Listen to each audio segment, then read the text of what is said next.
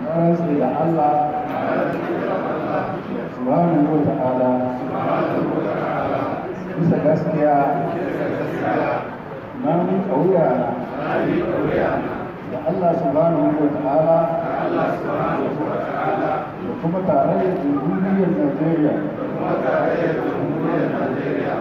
a matsayina na alƙalin kotun shari'ar musulunci ta jihar Kano zan yi aiki na da gaskiya gwargwadon iko na a bisa yadda alƙur'ani mai girma da sunan manzon Allah sallallahu alaihi wa sallama da kuma tsarin mulkin jamhuriyar Najeriya suka tanada